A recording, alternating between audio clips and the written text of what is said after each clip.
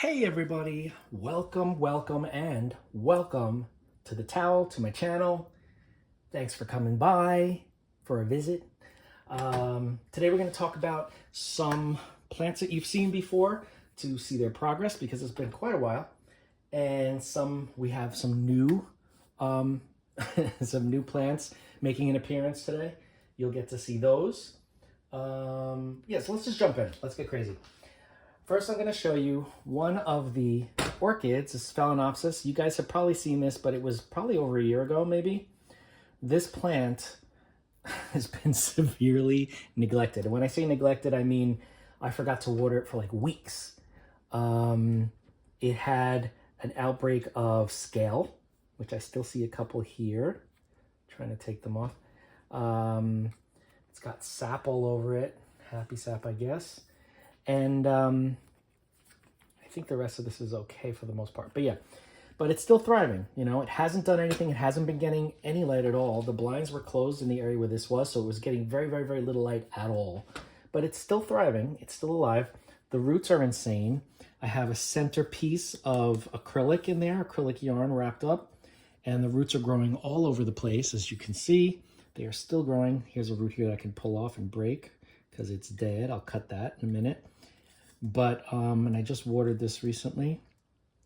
So the roots are very, very healthy. The plant in general, I mean, aside from the pest issue, I just found another one, very healthy. And if I give it some light, which I really should, I'll get a bloom spike out of it. I have to find a place to put it that it'll get enough light. But yeah, these plants are like pretty durable, pretty strong. So yeah, it's been a while. It's been probably close to a year, if not over a year, because I really can't remember. But as you can see, growing in water culture or acrylic yarn, whatever you want to call it, the plant will sustain itself, even under such adverse conditions that I've been keeping it in. No light and rare waterings. But I'm going to do better now, guys, I promise. I'm going to do better. So anyway, I'm not going to take that off. So yeah, Phalaenopsis orchid. Acrylic yarn / water culture, because it's not complete yarn. You can see the roots are all around it. I just have the yarn in there to kind of hold on to the water so it can continue to drink once the water in the reservoir depletes. And the leaves are fine. It doesn't even look like it's dehydrated. Everything still looks healthy. So yeah, not a bad situation for this guy. And I will keep you posted if I can get this to bloom soon. I will let you know. All right, next up, we have a plant that you have seen before, I think, but it's blooming now. I also got to clean up some of these dried up leaves or the leaves that are on their way out. This is the Scaredy Cat Plant. It's a Plectranthus caninus, I believe it is.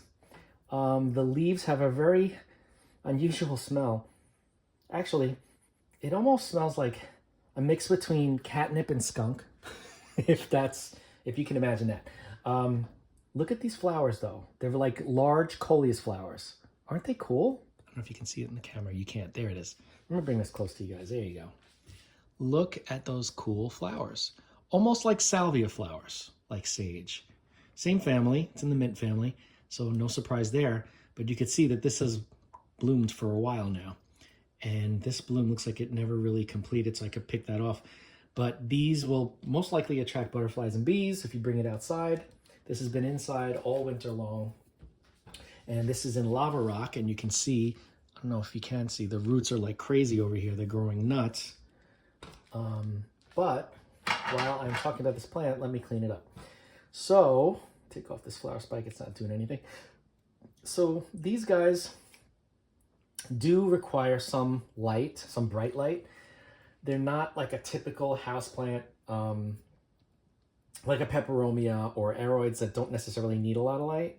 So they do need more light, or they will get very leggy and weak. Also, when you give them light, they will bloom. There's more of a chance that they will bloom for you, and you'll get flowers like this all over the place because they're pretty prolific. The smell, not a huge fan of. It's not the best scent, but keeping it outdoors, it'll be really pretty. And at least in the warmer months, if you're up north and you have cold winters, definitely take it in if you want to keep it alive. Bring it in the winter, but you can bring it out every summer. And they get woody, like a little tree. I don't know if you can see here. This one's about to get woody. It's not quite woody yet, but they get very woody at the base. Some people make bonsai out of them, which I might do because this is already a unique shape. Maybe after this flower is done, I'll trim it down and make it into like one of those waterfall types. So what else? Oh, this is related to some other plectranthus that I had made a video on. The ones that are the Cuban oregano, they have that oregano scent, and or Mexican mint. They're called also very strong. They're culinary. You can make tea out of them. You can cook with them. These probably you can cook with them. I don't know. I don't think you'd want to because judging from the smell, I don't think they would taste very good. But they are really cool plants, easy to propagate. See if I can show you. Yep. You look under here on the bottom of the stem, there are root bumps all along here. So if I were to cut this and stick it in water or soil or moss, those roots will start to grow and be activated, and you'll have a new plant. So growing this plant and propagating this plant is no difficult task. Trust me. Yeah, you can take cuttings from it at any time, as often as you want, and chances are the stems will root for you. Let me see what else I can tell you. This plant has been kind of like a foot away from a north-facing window, so it hasn't been getting the light it probably would typically, it would flourish under, but it is still thriving and it is still blooming, so it's not that bad, but it would be definitely more compact and it would be covered in flowers if it was like, let's say, a south-facing window or a west-facing window where there's definitely some sunlight coming in, or if the plant is like exposed, if it could see the sky. I mean, you can't see, but you know what I mean. If the sky is visible where the plant is, it'll probably be enough, even if the sun isn't actually hitting the plant. Let me try to think what else I can tell you about this. Just a very easy plant. Yeah. I haven't even been feeding this. I just kind of top up the water, but I should probably start giving it some fertilizer, especially because it's blooming. So it's going to need some nutrients. So I probably will do that after this video. But as you can see, it's still growing new. It still has new growth points. So it's not showing any signs of a deficiency as far as I can tell, except for maybe the yellow leaves, but that could also be because it's not getting enough light. But yeah, easy plant, beautiful flowers. If you have a pollinator garden, you could bring this out to your pollinator garden during the summer months or during the warmer months, and enjoy it out there as well. And then you can have flowers in the winter time if you bring it in and keep it in a nice, bright, sunny window. Okay, that's Plectranthus caninus. All right, here's one that you guys have seen before. Okay, is that a thrip? Don't tell me that's a thrip. I think this one has thrips. Don't tell me that. I don't know if that was a thrip or just a piece of soil. I don't know. There's not in soil. This is in water culture, but there are other plants with soil around in the area. Anyway, this is my Hoya Australis lisa. You guys have seen this before. It's been in water culture. Oh God, I don't even know how long. Has it been a year yet? I don't know. But this has gone through a lot. This poor plant had, and every once in a while they'll pop up mealybugs. Love this plant. So I spray it whenever I can, whenever I notice something's going on with some alcohol, just to kill off anything that's there. But other than that, I just top it up. Once in a while, I'll give it, look at those beautiful roots. Look at that. Oh, I love those roots. I do have an orchid fertilizer that I will give this more often. I haven't been feeding it often enough, but it's doing pretty good. This is in a south-facing window. It hasn't grown too much. I mean, it has a couple of new leaves here, but it would have grown a lot faster. It's by a window that I open up to get some fresh air in, and it's been chilly out. So this plant has been chilled. Not to the point where it's like lost leaves or anything, but it's definitely not growing as fast as it probably would with a little more warmth. Ooh, look at that. That was a little red mite. That must have come in from the open window. Anyway, Australis lisa. Hoya Australis lisa, and let me tell you, Hoya, look at that new root right there. See that white root? Beautiful. Hoya seem to do great in water culture. We know that they do fine in pond. They do fine in, well, for some people they do fine in pond. They also, for me, they do fine in lava rock and leca. So when I had put this one in water a while back, sometime last year, I think it was, it just started to grow new leaves. And I said, ooh, interesting. And the leaves are beautiful because they're in a south-facing window, so they're getting enough light. Now, because it's the end of winter, the leaves are a little pale, but now that summer's coming for us here in New York and the United States, the leaves should color up a little bit nicer with that peachy pink coloration. And all this needs is light, top up the water, and an orchid fertilizer is fine. So you can give this an orchid fertilizer and it would be on its way to happiness. Hoya Australis Lisa. Again, the same one that's been in water culture in the last couple of videos you guys have seen. And next up, we have a plant that I don't think I've shown you this plant. I gotta clean this up. This one has been a little neglected, but when I realized that I haven't been taking such good care of it, I started to take better care, and I've got some new sprouts here, some new growth coming out from the base of the stems.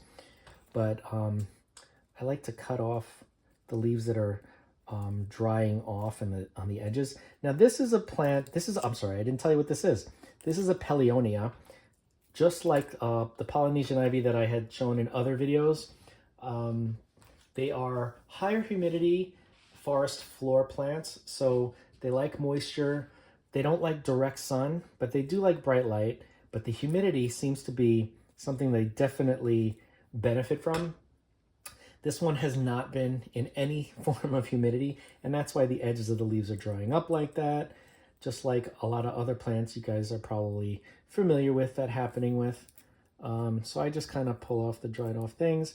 I'll mist this, try to raise the humidity in the area if I can, but this is a trailing plant in the nettle family, Urticaceae, and the flowers aren't really anything to write home about. It's more about the leaves, the beautiful shiny green leaves, and the trailing nature that that people like. And people also use these in terrariums. So these are great in terrariums. Propagation is very easy. Just cut off a stem, stick it in some water or some moist moss.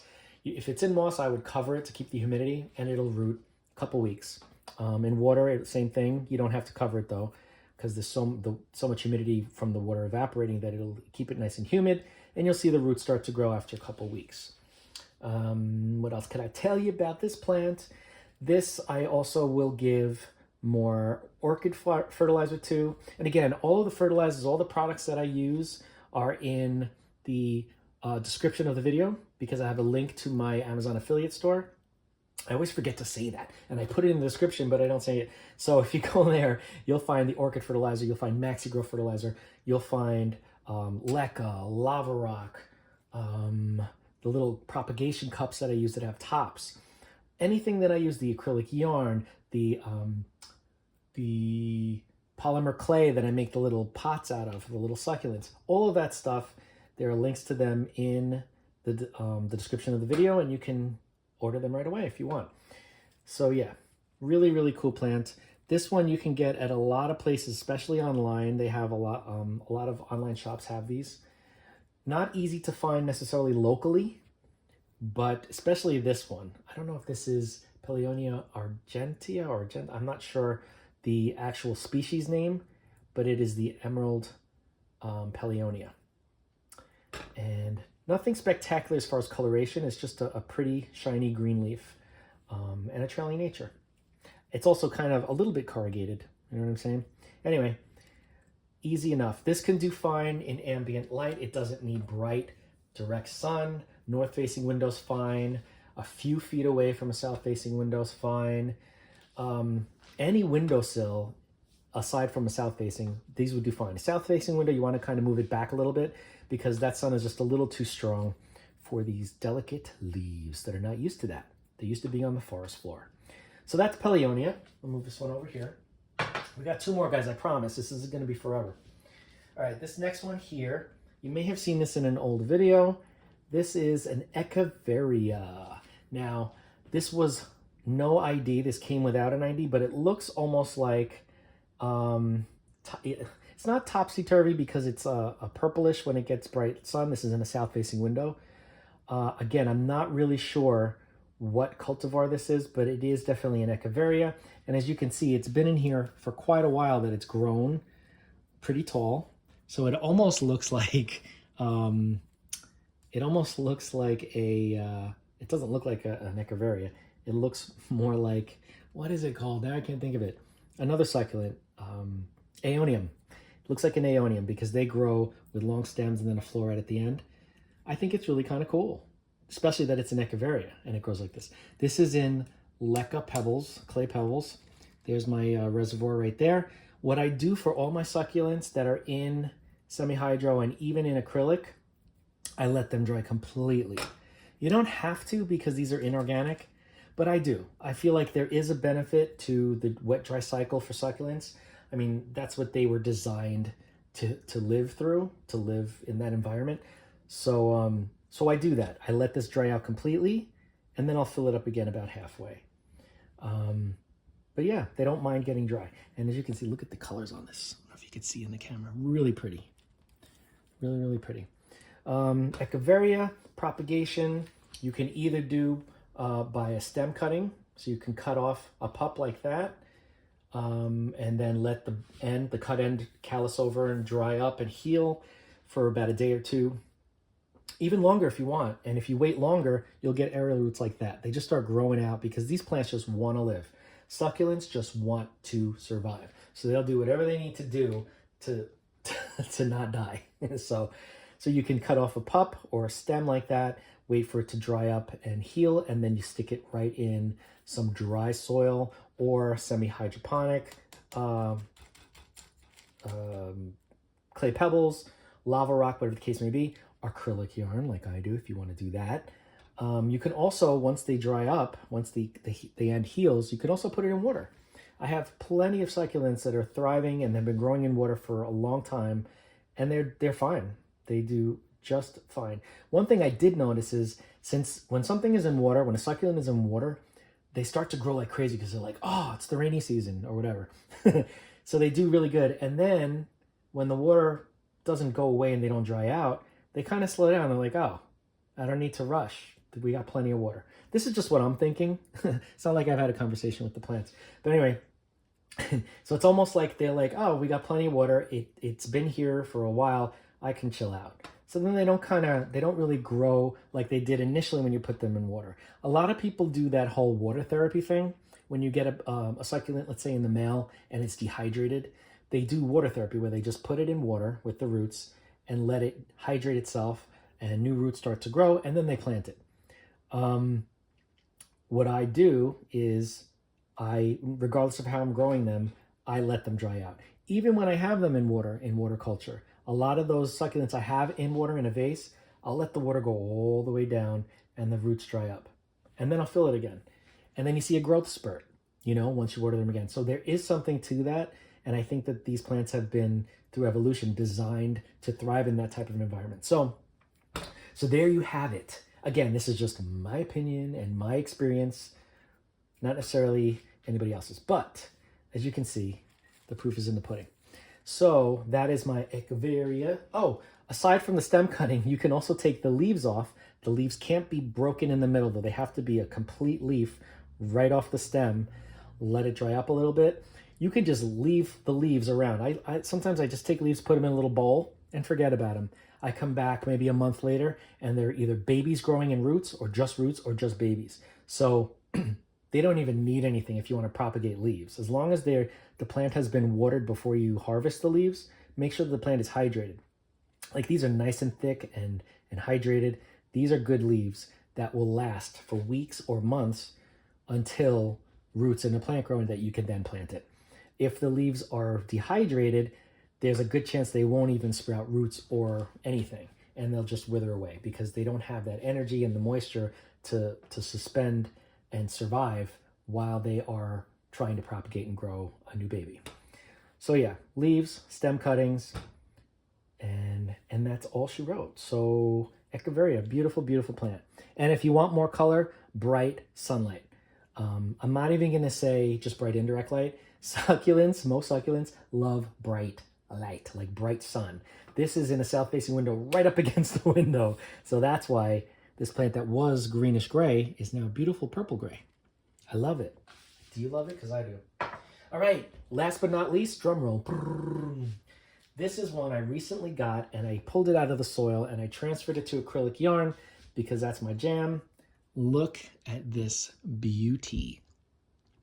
I think this was mislabeled, okay? I'm not gonna say what it was mislabeled as, but I'm pretty sure that this is a graptopedum, a variegated graptopedum. Oh God, what is it?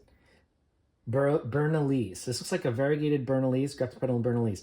To me, that's what it looks like. I could be wrong, but I think this came to me as, it was something completely different that it just doesn't look like this. Again, I could be wrong, but this is what it looks like to me. And I'm a huge graptopedum connoisseur. Like, I collect all kinds of graptopedum. Any type of a new cultivar or a mutation or even just more of the same, because I love them. I just grow them everywhere. I grow them in water, I grow them in yarn, I grow them in soil, I grow them in semi-hydro. I have one that I'm experimenting with now that I'm treating as an air plant. So I have a big long stem that I have suspended hanging from a piece of yarn, and I'm just misting it a couple times a week. I want to see what happens, because I know that when I just leave them without misting them, they'll grow roots and they'll just start eating their older leaves to stay alive. Like, they'll just start absorbing those leaves. So if I mist it, I want to see if it can be like almost like an air plant.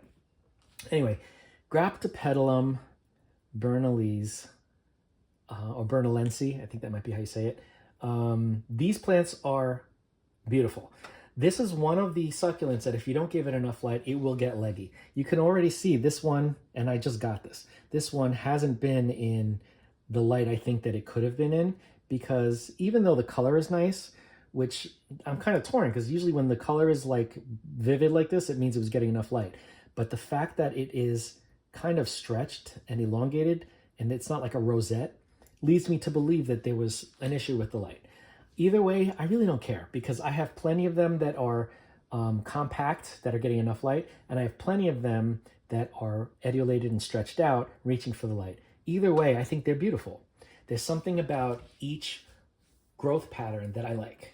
So I'm not gonna sit here and say, oh, that's etiolated, you need to fix that. No, if you like that look, if you like something that sprawls a little bit, as long as it's healthy, the leaves are nice and supple, it's getting enough of what it needs for the most part, let it be, man. That's what I'm saying. And that's what I like about this one. Because I have so many that are little rosettes that I like that this one is variegated, the color is nice, and it's starting to sprawl. So yeah, like I said, this is an acrylic yarn. And when I first transplant plants like this into the acrylic, especially succulents, I make the acrylic yarn damp, and then I wrap the roots and I stick it in the container, and I don't water it again until the acrylic dries, because I want those roots that are used to being in dry soil, I want them to acclimate, grow new roots in this more damp environment of the acrylic yarn. So I will wait. I'm sure I will lose some of these leaves. Some of these leaves are, when they came in, they were already kind of on their way out. Like, this one's a little squishy. The older leaves are kind of squishy, but the newer leaves are beautiful. And as a rule of thumb, I mean, there are always exceptions, but I always say this: if there are issues in the older leaves, it's just acclimating and absorbing, and it may need, it's looking for moisture, right, to sustain itself. And that's normal when you transplant, that's normal when you propagate. But if the new growth was coming in like that, there's definitely a root problem. Either a pest problem, but more likely a root problem. Whenever you have root problems, the growth point is what suffers first, because the new growth is not getting anything it needs because the roots are no good. Since these new growth points are okay, I'm thinking, all right, it's just acclimating. It's going to use up the nourishment from these leaves to sustain itself until it gets its footing, or its rooting. I keep doing air quotes today. I'm sorry, guys. So yeah, this one is on its way. I'm very excited. It's a beautiful plant. Let me bring it close to you guys so you can see. Look at that, look at that, look at that. If you have any questions on, oh, this one wasn't put in deep enough. I'm going to have to replant that one. I'll wait a little while though. If you have any questions on graptopedum, Bernalense, on any type of graptopedum, any type of succulent, anything you've seen in this video, let me know, leave a comment, we will discuss. I love talking plants. I always say that, but it's worth mentioning because I never want anybody to feel like they're bugging me, asking me questions. And as long as I'm notified, I get the notification, I will answer every single message that you guys send me. Yeah, that could be a full-time job sometimes because there are a lot of comments, especially on a lot of the older videos. But I will always answer your questions, or we will talk about it because, you know, I may not have the answers to your questions, but we can experiment together. A lot of times that's what I'll tell people, like, I'm not sure, but this is what I would do, and keep me posted. And if it's not looking so good, we'll change our tactics. You know what I mean? Anyway, that's about it for this video, guys. I appreciate you watching. Don't forget to like, comment, share, and subscribe. Hit that bell if you want to be notified. And guess what? I will see you in the next video.